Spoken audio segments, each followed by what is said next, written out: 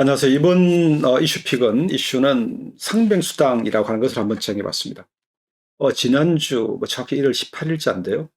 보건복지부에서 올 7월부터 다치어서 출근 못하면 수당을 줄게, 이런 아주 그냥 기가 번쩍 뜨이는 이런 걸 발표를 했어요. 이 상병수당이라고 하는 것인데, 이것이 뭔지, 얼마 정도 주겠다는 것인지 한번 살펴보겠습니다. 자, 먼저 그러면 이 상명수당이 뭔지를 알아야 되겠죠. 자, 여러분 왼쪽을 한번 보시죠. 업무상재. 여러분 뭐 다 알고 있겠지만, 근로자가 일을 하다가 다쳤다. 그러면 뭐 본인의 잘못으로 다쳤다고 하더라도 이것은 업무상재가 되고 국가가 배상을 하잖아요.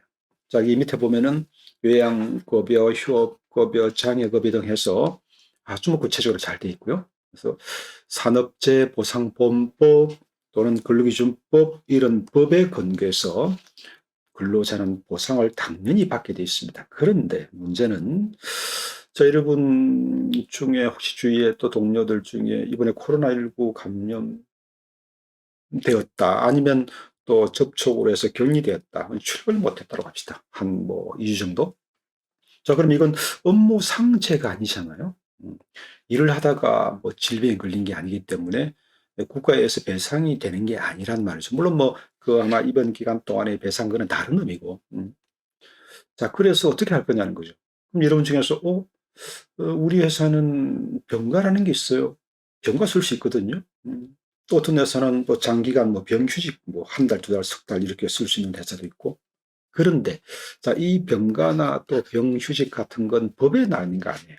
음, 업무상재는 법에 나와 있거든. 무조건 보상하게 돼 있어요. 자, 그런데 이 업무 외제는 아무런 법의 근거가 없습니다. 그런데 있다면 이제 자체 회사 규정에 나오는 거죠. 규정에 의해서 뭐 병가 며칠 수도 있고 이렇게 되는 거고. 근데 설사 병가라는 규정이 있다 하더라도 그날 임금을 주느냐, 우리가 유급병가 이런 말을 쓰는데 이것도 또 정의 나름이거든. 우리 회사는 병가 쓸 수 있는데 무급이요, 무급. 임금이 없을 수도 있고요. 또 더 내려가면 뭐 조그마한 뭐 회사, 우리 중소 영세사업장이라고 하면 아예 병가 비행규직 규정 자체가 없는 경우도 있습니다. 그러면 결국 개인 연차를 쓰거나 그것도 없으면 뭐 결근을 하게 되거나 이렇게 되는 거죠. 그래서 이번에 국가에서 바로 여기에 주목하게 되는 것이고, 업무상재가 아닌 개인적인 활동을 하다가 다쳐서 출근 못하는 경우에 일정 기간 동안 또는 일정에게 돈을 주는 일종의 사회보장제도, 이것이 바로 상병수당이다, 이렇게 이해하시면 되겠어요. 자, 그러면 이것이 뭐 어느 날 갑자기 툭 하늘에서 떨어진 제도는 아니겠죠, 그죠? 그래서 한번 보면 2020년 7월 달에 노사정이 합의를 합니다. 이런 걸 도입합시다. 참고로 말씀드리면 대다수 국가에게 도입되어 있고요.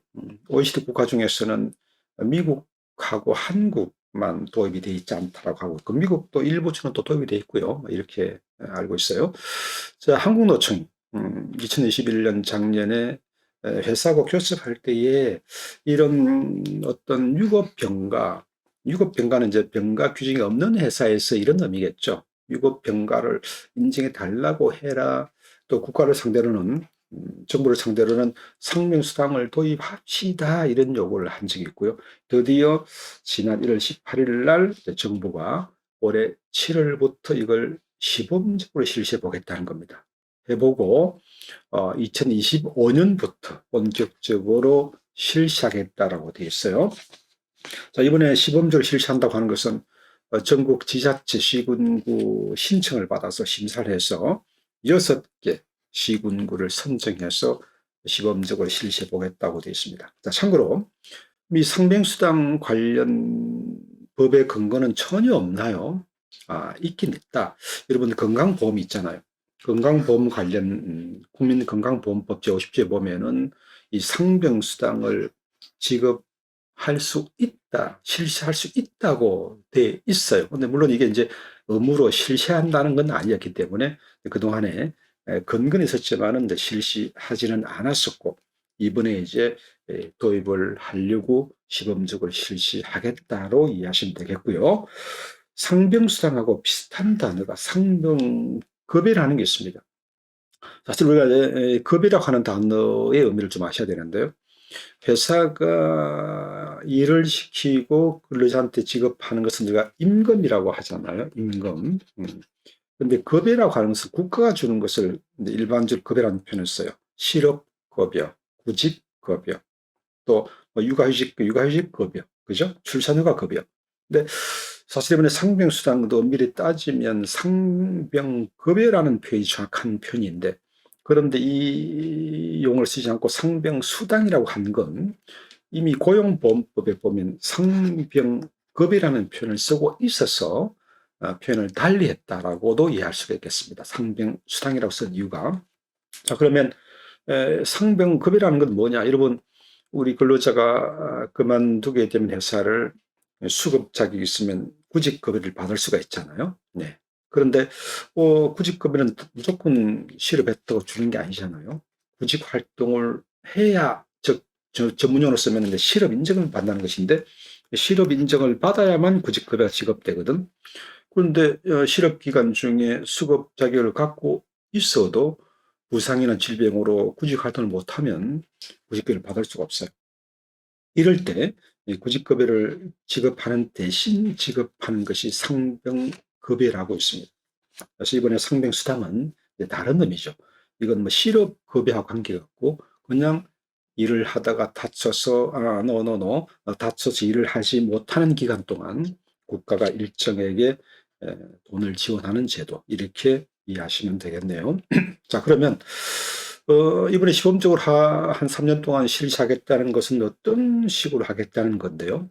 자, 이렇게 묻는다면은 세 가지 유형으로 구분되어 있습니다. 어떤 거냐? 다쳐서 일을 못하는 기간 동안에 대한 일정, 뭐, 한도 끝도 없이 1년, 2년 동안 이렇게 다 지원할 수는 없겠죠. 지원의 문제가 있기 때문에. 그래서 이번에 시범적으로 실시하는 것은, 자, 보시면 최대 120일짜리도 있고 90일짜리 있는데요. 예를 들면 이겁니다. 어떤 근로자가 다쳐서 업무 외제로 다쳐서 30일 동안 출근 못했다고 하면 어떤 지원을 한다는 거냐? 유형 1로 가면은 7일은 대기로 보는 거죠. 왜 대기기간의 의미가 뭘까요? 자, 우리가 실업급여도 아마 여러분 알고 있는지 모르겠는데, 실업급여도 실업 인정을 받는다고 해서 바로 지급되지 않습니다. 7일은 대기기간으로 되어 있거든요. 실업급여도. 무슨 말이죠? 오늘 내가 이직해서 내일 다른 데 취업될 수도 있거든. 이렇게 되면 7일 안에 취업해버리면 굳이 그걸 지급할 필요가 없다는 거죠. 그래서 7일을 대기가 두는데, 이번에 상병수당도 유형별로 뭐 7일, 14일, 3일 이런 식으로 일단 대기. 그러면 급여는 그 지난 날로부터 그 말입니다. 그러면 만약에 30일 동안 출근 못했다, 다쳐서, 그러면 7일은 대기기한이니까 빼고 8일째부터 주겠다는 거거든요. 그러면 30일에서 7을 빼면 23일치를 받을 수가 있다, 이런 뜻이고요. 유형 3은 입원이나 치료를 한 일수를 기준으로 지급하겠다. 3일까지는 지급 안 하고 4일째부터 90일까지 이런 뜻이고, 유형 2는 유형 1하고 같은 의미인데 대기기간을 좀 달리해서 유형 2는 대기기간을 배로 늘리는 대신에, 즉 14일 안에 뭐 치료가 되고 정상 출근할 수 있으면 그냥 그걸로 끝나는 것이고, 15일째부터 따져서 120일까지 최대 지급하는 유형. 어쨌든 이것은 이제 시범적으로 실시하는 세 가지 유형이란 뜻이에요. 이렇게 한번 해보겠다는 뜻이 되겠고요.